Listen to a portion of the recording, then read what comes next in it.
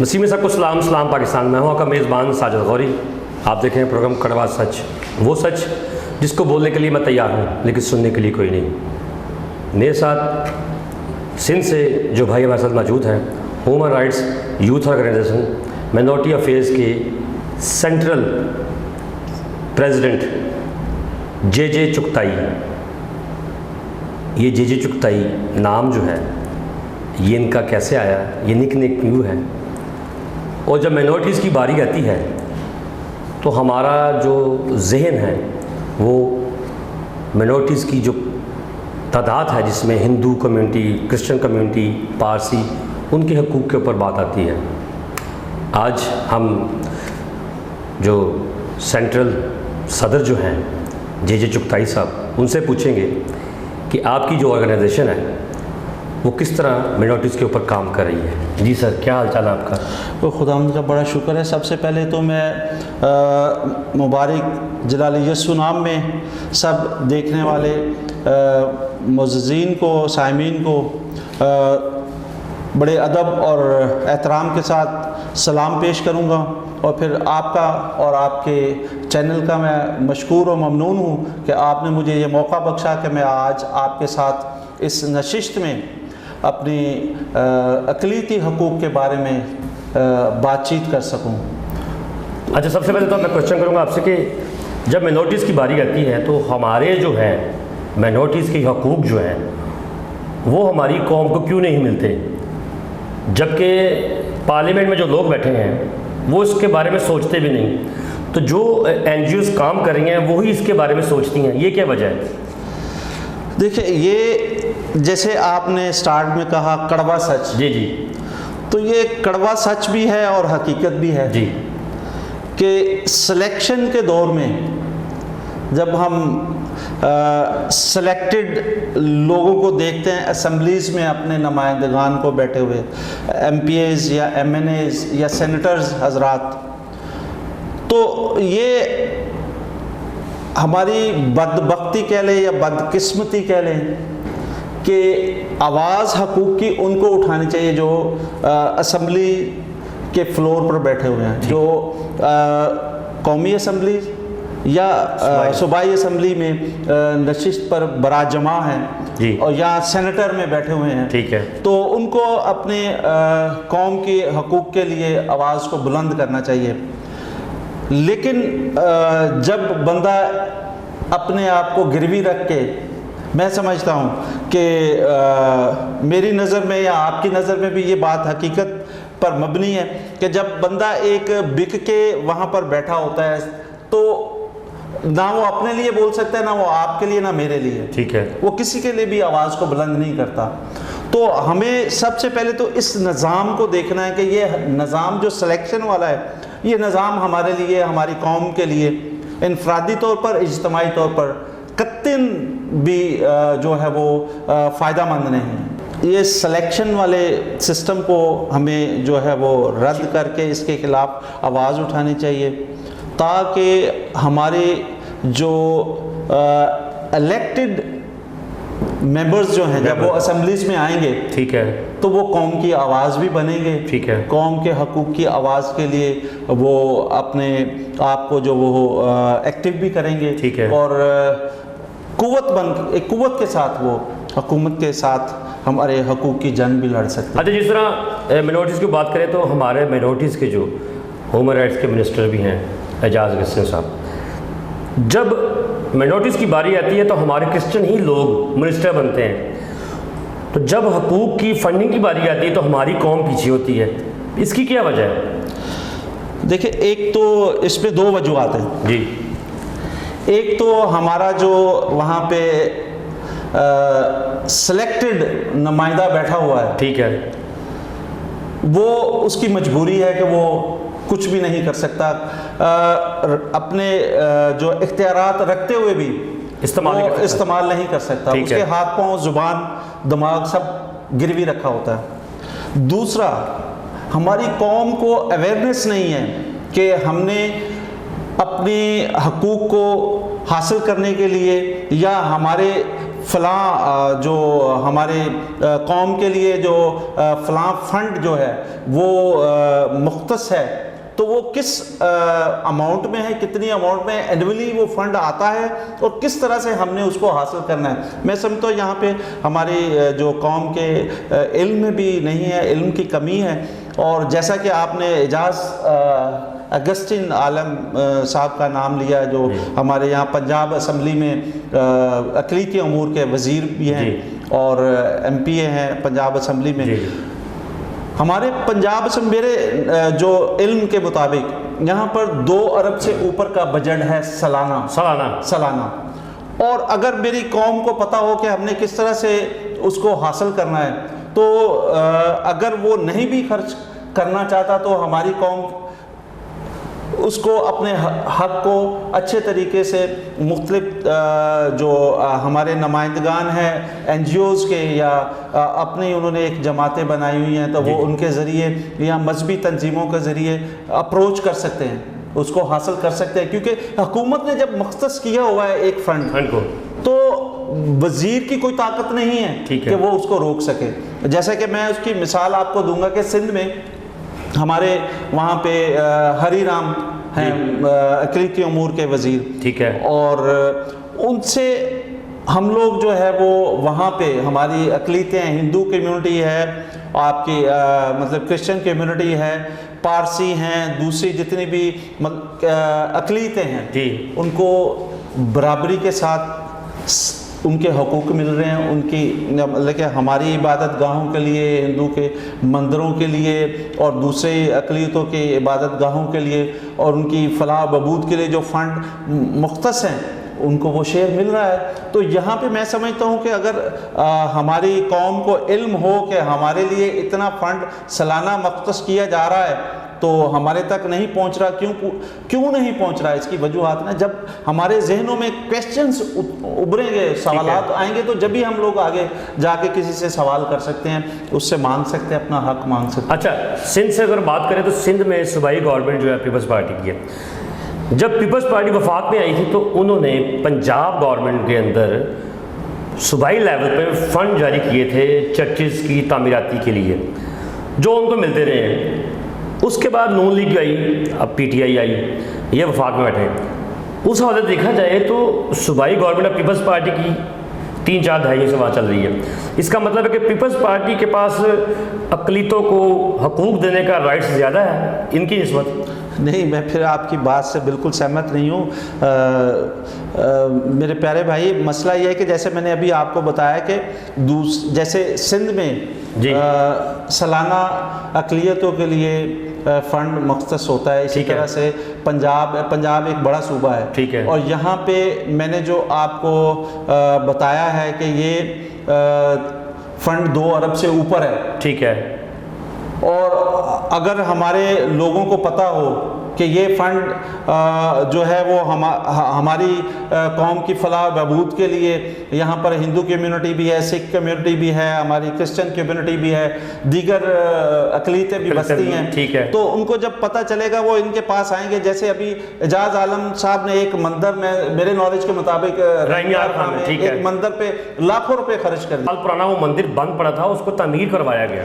دیکھیں یہاں پر اگر وہاں پہ اربوں روپیہ لگا ہے تو 2 ارب میرے خیال 60 یا 70 لاکھ روپے یہاں پہ سالانہ مختص کیے جاتے ہیں اقلیتوں کے عبادت گاہوں کے لیے، فلاح بہبود کے لیے، دیگر فنڈ جو ہے دیگر کاموں کے لیے فنڈ جو مختص کیا جاتا ہے۔ تو جب آپ یا میں اگر مسیحی ہوں، آپ مسیحی ہیں، یا ہمارے دوسرے مسیحی بھائی بہن، ہم اپنے جو وزیر ہے متعلقہ ڈپارٹمنٹ کا، اس کے پاس نہیں جائیں گے سوالات لے کے، یا اس کے پاس لے کر ہم جا کے اپنی جو ہے وہ ریکوائرمنٹس نہیں رکھیں گے اپنے نالج کے مطابق۔ ہمیں علم ہونا چاہیے کہ یہاں پر فنڈ کتنا ہے، تو اگر وہ مندر کو دے رہے ہیں فنڈ تو ضرور ہے کہ وہ ہمیں چرچ کے لیے بھی دیں گے۔ سجی لاہور میں 1 سال سے یہ پروجیکٹ شروع ہوا ہے یوحنا آباد کے اندر، انہوں نے ابھی تک اس کی ڈیولپمنٹ نہیں پوری ہوئی، اور جب ہیومن رائٹس کا ایک ڈے آیا یہاں پر تو اس کو انہوں نے تصویروں کی مد میں ہمارے یہاں پر لاہور میں مار روڈ کے اوپر فلیکس لگوا دی کہ جی میں نے یہاں فنڈ لگایا، یہاں فنڈ لگایا، یہاں فنڈ لگایا، اور مندر کا جو رحیم یار خان کے مندر کی بات کر رہے ہیں وہاں پر اس کو تو کمپلیٹ کر دیا گیا, لیکن باقی پروجیکٹ کیوں نہیں کمپلیٹ کیے؟ اس کی وجوہات کیا ہے؟ کیا خیال ہے کہ آپ کا ہمارے یہاں پہ پنجاب میں لوگ اس بات کو کرنے کے لیے تیار نہیں کہ ہم منسٹر کے پاس جائیں تو اس سے پوچھیں؟ دیکھیں, میں جہاں پر میرے نالج کے حساب سے دوسرے معاملات میں ماشاءاللہ سے ایکٹیوسٹ اتنے زیادہ ہیں یہاں پر پنجاب میں, دوسرے معاملات میں بڑے آگے بڑھ چڑھ کر آتے ہیں, تو یہ اس مسئلے پہ کیوں نہیں بات کرتے؟ ٹھیک ہے, حکومت سے پوچھیں, جو موجودہ حکومت ہے, اگر آپ کا متعلقہ وزیر نہیں سنتا تو آپ متعلقہ حکومتی اعلیٰ عہدوں پر فائز جو بیٹھے ہوئے ہیں ہمارے نمائندگان, ان کے پاس ہمارے ایکٹیوسٹ جا سکتے ہیں, ہمارے مذہبی رہنما جا سکتے ہیں اور اپنے لیے فنڈز کی وہ بات کر سکتے ہیں کہ جب ایک اقلیت کو فنڈ دیا جا رہا ہے, اور پنجاب میں تو میں سمجھتا ہوں کہ ہم مسیحی قوم جو ہے, جیسے آپ نے چرچز کا بھی نام دیا, تو مسیحی قوم نمبر 1 پہ ہے اقلیتوں میں, تو ان کو جانا چاہیے اور اس سے پوچھنا چاہیے کہ اور کہنا چاہیے کہ ساڈا ایتھے رکھ. اچھا ہمارا اس کی اگر بات کریں تو سندھ میں بھی بہت زیادہ واقعات ہیں جو جبراً مذہب تبدیل کے, جیسے آزر والا کیس ہو گیا, اور پنجاب میں بھی کافی ایسے جو ہیں کیسز سامنے آئے ہیں, تو اس پہ آپ کی تنظیم کیا رول پلے کر رہی ہے وہاں پر؟ دیکھیں سجاد صاحب, میں آرزو راجہ بیٹی کے کیس کے لیے میں عرض کرتا چلوں کہ ہم لوگ پیش تھے اس میں, ٹھیک ہے, اور جو کچھ ہم سے بن پڑا ہم نے کیا, اور حکومت سندھ نے ہمارے ساتھ بھرپور تعاون کیا, اور اس مسئلے کے حل کے لیے تمام قانونی جو تقاضے تھے وہ سندھ حکومت نے بڑے اچھے طریقے سے جو ہے وہ پورے کیے, اور اس خاندان کو, متاثرہ خاندان کو جو ہے وہ انصاف مہیا کیا. دیکھیں جو اظہر نامی شخص اس میں ملوث تھا, آرزو راجہ بیٹی کو ورگلا کے جس نے شادی کی, تبدیلی, کیونکہ پاکستانی کانسٹیٹیوشن کے مطابق انڈر ایج میرج اور نو عمری کا جو تبدیلی مذہب کے بارے میں جو قانون ہے وہ قطعاً اجازت نہیں دیتا پاکستانی قانونی جو تقاضے کے مطابق, لا کے مطابق. تو اس کے مطابق ہمارے سندھ حکومت نے پورے تقاضے پورے کیے تھے اور اس خاندان کو انصاف دلوانے میں اپنا اہم رول ادا کیا تھا. میں یہاں پر کسی کی فیور نہیں کرتا, جو اچھا کھیلتا ہے اس کی تعریف کرنی چاہیے.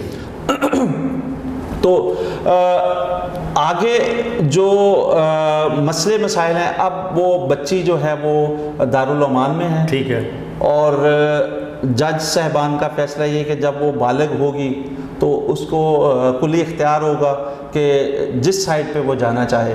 اظہر نامی شخص قید میں ہے ابھی تک, ٹھیک ہے, نقاہ نامہ بالکل منسوخ کر دیا گیا تھا, اور اظہر جو نامی شخص مجرم تھا اس کے خلاف FIR کاٹی گئی اس وقت, اور اس کو جیل میں ڈالا گیا. اچھا اس میں حال ابھی وہ جیل میں ہے. اچھا انڈر ایج میرج ایکٹ میں ہندو کمیونٹی کے جو بچی ہیں وہ بھی کافی اس کیس میں سامنے آئیں, تو اس کے اوپر بھی آپ کی تنظیم کام کر رہی ہے؟ بالکل جی, ہم لوگ دیکھیں ہیومن رائٹس جو بھی تنظیم ہے, ٹھیک ہے, کسی ایک قوم کے لیے نہیں ہوتی, ٹھیک ہے, ہم لوگ, ہمارے پاس مذہب کی قید نہیں ہے, نہ رنگ نسل کی قید ہے.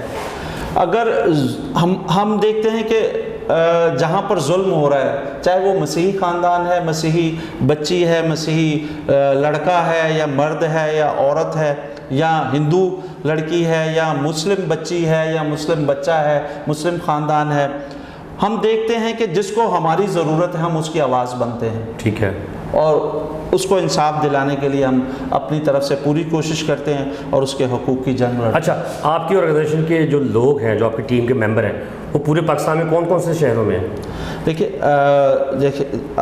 سندھ میں ہیں, ٹھیک ہے, اور بلوچستان میں ہیں, ٹھیک ہے, پنجاب میں ہیں, پنجاب میں تقریباً ہر شہر میں ہیں ہمارے نمائندگان ہماری آرگنائزیشن کے, اور KPK میں بھی نامزد ہو گئے ہیں, ابھی کام شروع ہو جائے گا.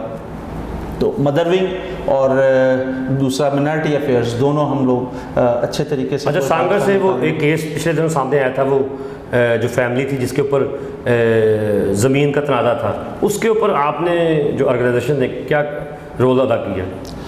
دیکھیے، سانگڑ 36 چک ورک شاپ جی ڈسٹرکٹ سانگڑ میں، ٹھیک ہے، ایک مسیح خاندان کی جس کی 364 ایکڑ اراضی ہے، اس کا تنازع تھا ایک بگٹی خاندان کے ساتھ. ٹھیک ہے. اچھا، یہاں پر بگٹی خاندان پورا جو قوم ہے ان کا ایک گروہ تھا. ٹھیک ہے.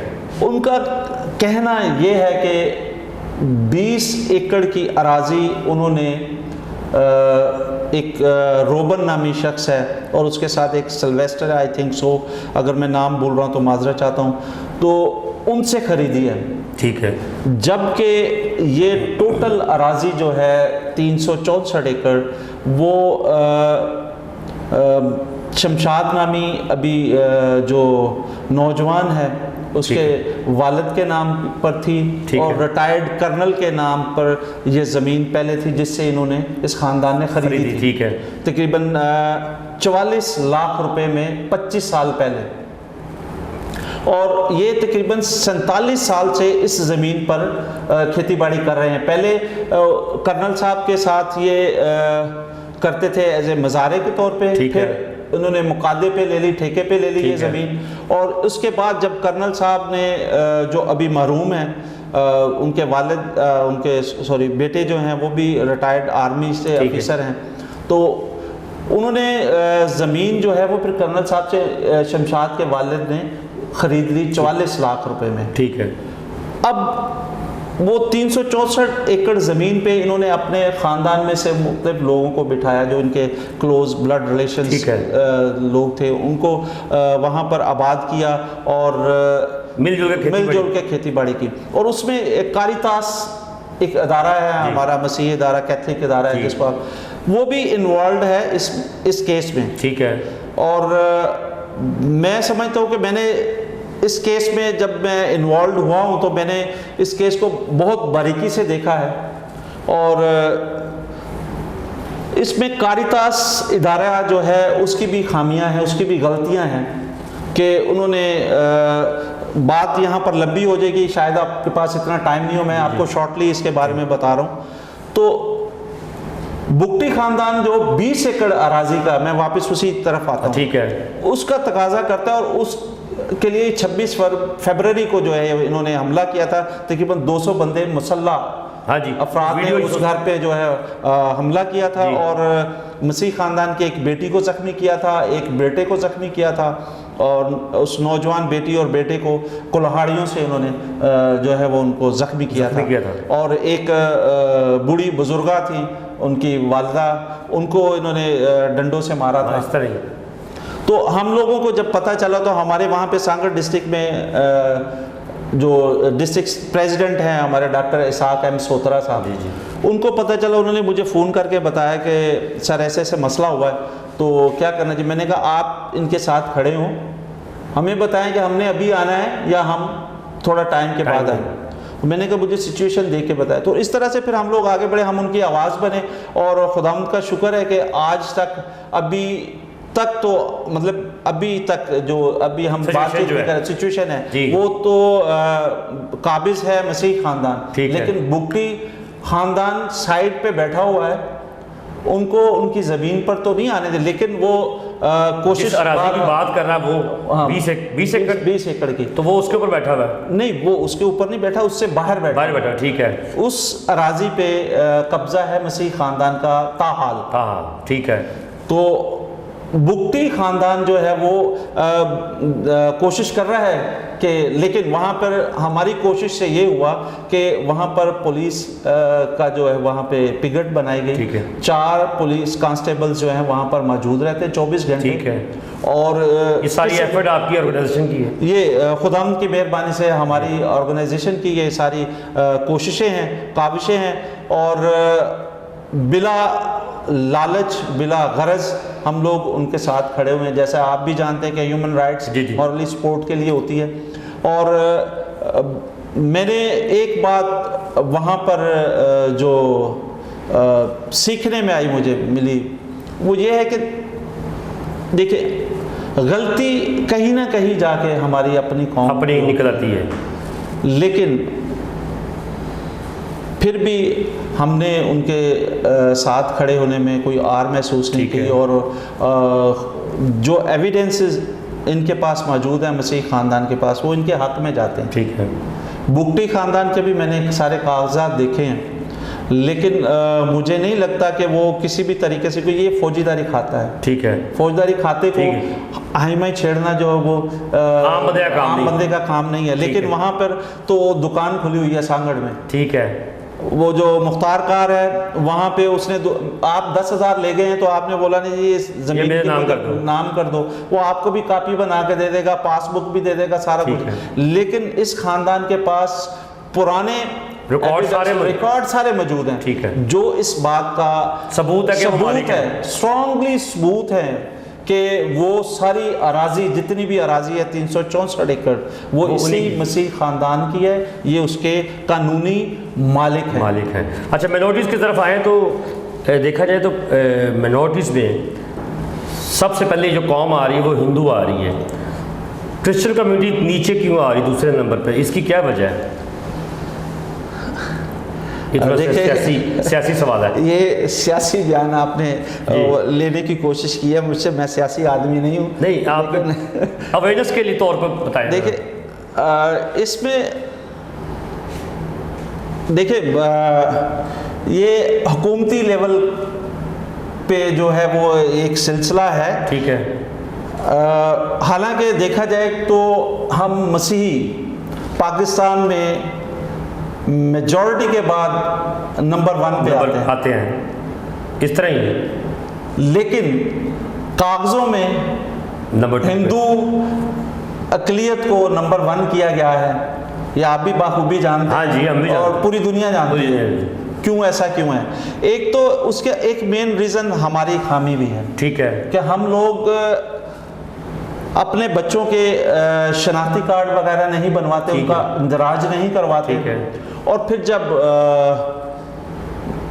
مردم شماری ہو رہی ہوتی ہے تو اس کو صحیح طریقے سے ہم لوگ گائیڈ بھی نہیں کرتے، لوگوں کو جو آتے ہیں لوگوں کو گائیڈ بھی نہیں کرتے، فالو بھی نہیں کرتے، اور اپروچ بھی نہیں کرتے ہم.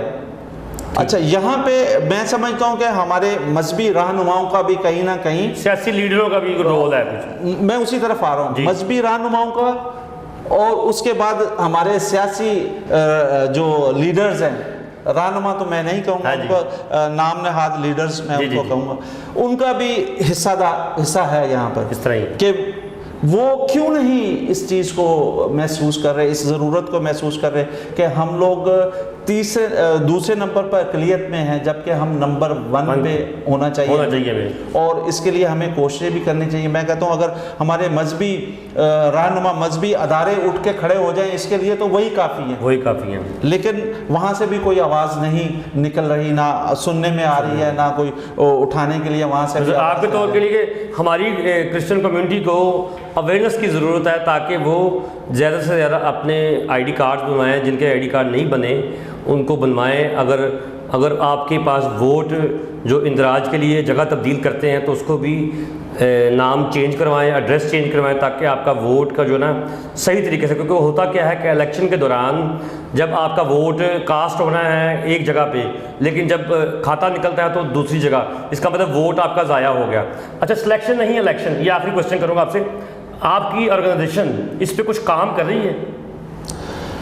سلیکشن نہیں الیکشن، ہم لوگ ہیومن رائٹس والے، ہم تو حقوق انسانیت کے لیے کام کریں گے. یہ سیاسی لوگوں کا کام ہے. میں سمجھتا ہوں کہ اس پہ جو ہمارے دیگر لیڈرز مختلف انہوں نے اپنے تنظیمیں بنائی ہوئی ہیں، تو وہ میرے خیال اب میدان میں اترے ہیں. ٹھیک ہے. تو جہاں پر ہماری ضرورت محسوس کریں گے ہم لوگ ان کے ساتھ کھڑے ہوں گے.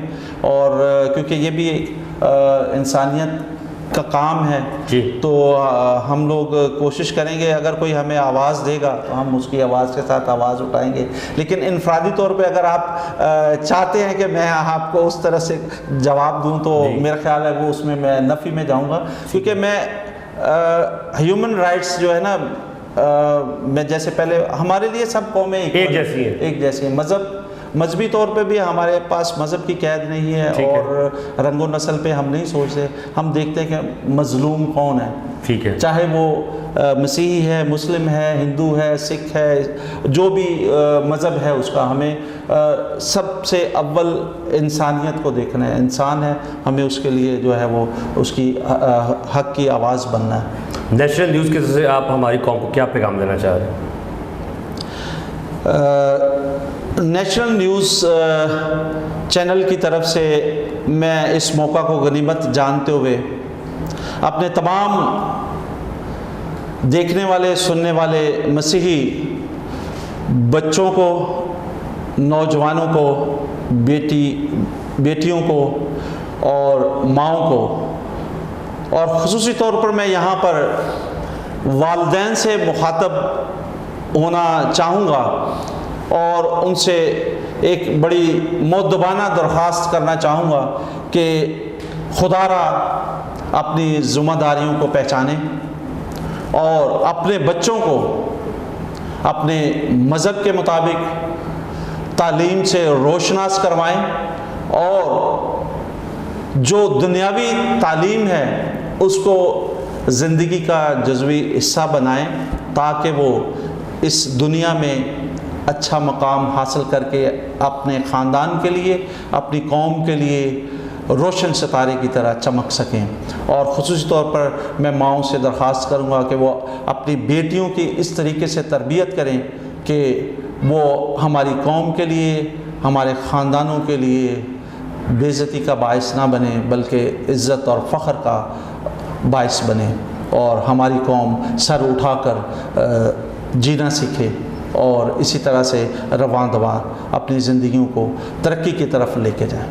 بہت شکریہ جان جوزف چغتائی صاحب آپ کا، آپ نے نیشنل نیوز کو ٹائم دیا، اور سندھ سے آپ جب پنجاب میں آئے ہیں تو ہم آپ کو ویلکم کریں گے. اور جس طرح انہوں نے اپنی آرگنائزیشن کی طرف سے میسیج دیا مسیحی قوم کو، میں چاہتا ہوں کہ ہمارے جتنے بھی لیڈر صاحبان ہیں وہ باہر نکلیں اور اس طرح اویئرنیس پیدا کریں، اور اپنا جو سلیکشن نہیں الیکشن کا جو ایک بنیادی حق ہے ووٹ کی پاور کا، اس کو وہ استعمال کریں گے.